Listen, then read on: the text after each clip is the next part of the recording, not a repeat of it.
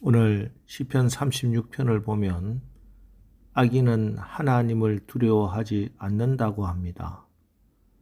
그런데 그 이유가 악인의 눈에는 빛이 없기 때문에 자기의 죄가 드러나지 않으며 드러날지라도 심판을 받지 않을 것이라 확신하기 때문입니다.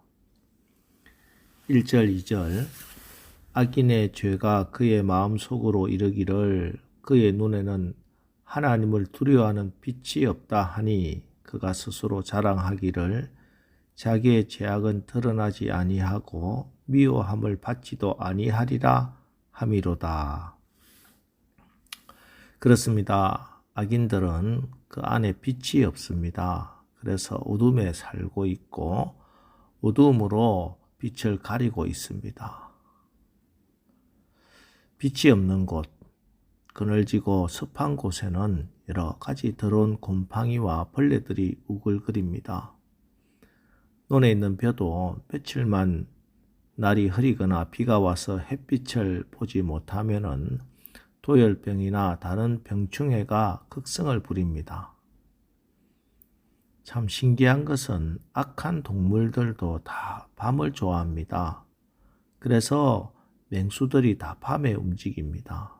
밤에 움직이는 선한 동물들은 하나도 없습니다. 선한 동물은 낮에 활동하고 밤에는 쉽니다. 악한 동물은 반대입니다. 낮에는 쉬고 밤이 어수룩하기를 기다립니다. 사람도 마찬가지입니다. 사람도 악하면은 밤을 좋아하게 되어 있고 악한 마음은 밤이 제일 편하고 즐겁습니다. 나쁜 짓 하는 사람, 모든 악한 문명, 악한 자의 발걸음은 밤에 활동하고 밤에 움직입니다. 오늘 이 시대 우리의 문제는 먹는 문제가 아닙니다.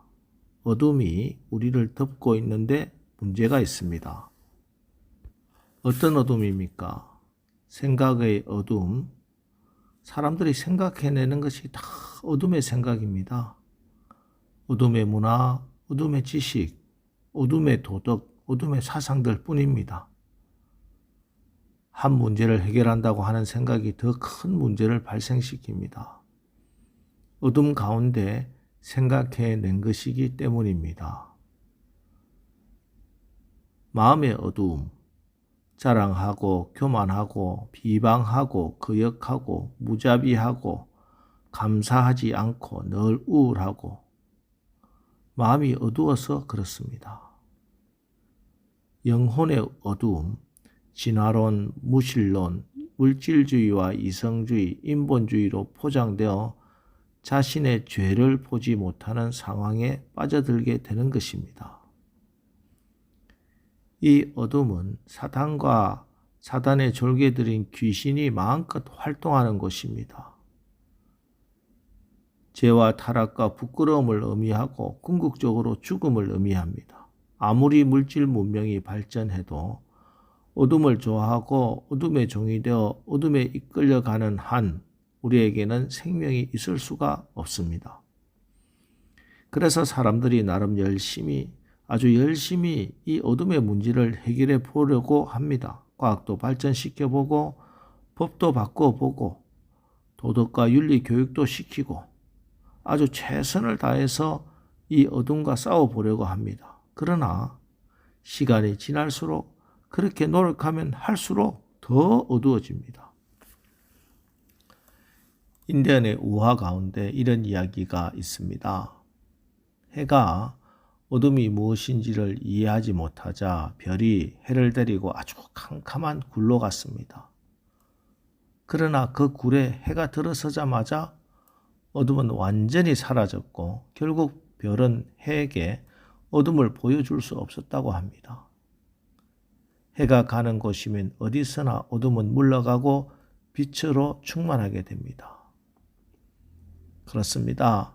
어둠의 문제는 어둠이 스스로 해결할 수 없습니다. 아무리 겹겹이 어둠이 쌓여도 어둠만 쌓일 뿐 어둠에서는 결코 빛이 나올 수 없습니다. 오직 빛만이 어둠을 몰아낼 수 있습니다. 그래서 이 어둠의 세상에서 우리를 건져내시기 위해서 예수님이 세상에 빛으로 오셨습니다. 요한복음 8장 12절 예수께서 또 말씀하여 이르시되 나는 세상의 빛이니 나를 따르는 자는 어둠에 다니지 아니하고 생명의 빛을 얻으리라. 예수님이 생명의 빛입니다. 그래서 예수님께서 가시는 곳마다 빛 대신 예수님께서 임하시는 곳마다 저주가 사라지고 축복의 역사가 일어나게 되는 것입니다. 죽음의 세력이 정복됩니다. 예수님이 생명의 빛으로 어둠을 몰아내게 하시고 어둠에서 우리를 건져 주시는 것입니다. 여러분, 이 생명의 빛, 참빛 되시는 예수님을 여러분의 구주로 왕으로 나의 하나님으로 온전히 모시기 바랍니다. 그래서 여러분 개인도 살고 가정도 살고 사업장도 교회도 이 땅도 다 살아나는 생명의 역사가 일어나기를 주님의 이름으로 축원합니다. 그리고 이제 하나님을 믿는 우리는 주님의 빛 가운데 살아야 합니다. 9절 진실로 생명의 원천이 주께 있사오니 주의 빛 안에서 우리가 빛을 보리이다. 태양이 없으면 이 지구에 어떤 생명도 살 수가 없을 겁니다. 이 원리는 영적인 세계에도 마찬가지입니다. 빛 대신 예수님을 믿고 따르면 생명을 얻습니다. 그리고 생명의 빛을 얻은 자들은 빛의 자녀가 되어 풍성한 빛의 열매를 맺게 됩니다. 에베소서 5장 8절로 9절 너희가 전에는 어둠이더니 이제는 주 안에서 빛이라 빛의 자녀들처럼 행하라. 빛의 열매는 모든 착함과 어로움과 진실함에 있느니라. 빛의 자녀들처럼 행하라. 빛의 자녀들처럼 행하는 것이 무엇입니까? 세상을 밝게 하는 것이 빛입니다. 내가 갈 때 세상이 기뻐해야 하고 나로 말미암아 주변의 모든 사람이 행복해져야 하는 겁니다. 겨울이 되면 동리 양지 바른 곳에 사람들이 옹기종기 모입니다. 햇빛이 있는 곳은 따뜻하기 때문에 그렇습니다. 빛의 자녀들은 다른 사람의 마음을 녹여주고 서로의 관계를 녹여주는 역할을 하는 것입니다. 우리 한국 초대교회 믿음의 선배들은 이런 빛된 신앙의 삶을 살았습니다. 말 그대로 한국 교회는 한국 사회의 희망이요 등불이었습니다. 기독교는 늘 짓눌려 살던 어린이, 여성, 가난한 하층민의 희망이요 친구였습니다. 병원을 세워 천한 백성들의 아픔을 어루만져 주고 치료해 주었습니다. 또 학교를 세워 천민과 백정들을 세상의 중심에 세워주는 역할을 했습니다. 그리고 온 나라를 병들게 하던 마약을 퇴치하고 술, 담배 문화를 근절하는 운동에 앞장서 사회를 건강하게 만들어 나갔습니다. 뿐만 아니라 일제강점기 애국운동의 중심에 서서 나라를 구하는 일에 앞장섰습니다. 기독교는 이름 그대로 세상의 빛이었습니다. 여러분, 우리는 이 아름다운 신앙의 유산을 계승해야 합니다. 무엇보다 가정에서, 직장에서, 학교에서 빛으로, 빛의 자녀로 살아야 합니다. 빛된 삶을 살아야 빛이 나갈 수 있습니다. 아이들이 학교에서 친구들과 어울려 함께 이야기를 나누고 있습니다. 친구 하나가 말합니다. 어느 날 아버지만 사용하는 책상의 깊은 서랍을 열어보게 되었는데 거기에 엄난한 책들과 나체 사진들이 들어있더라는 겁니다. 그리고 우리 아버지는 겉다르고 속다른 사람이라고 비웃습니다. 이 이야기를 듣고 호기심이 생긴 한 아이가 마침 혼자 집에 있게 되어 아버지의 서랍을 열어보게 되었습니다. 그런데 거기에는 아버지의 일기장이 들어 있었습니다. 읽어보니 기도문으로 쓰신 일기장이었습니다. 소녀는 아버지의 기도 일기장을 펴서 읽기 시작했습니다.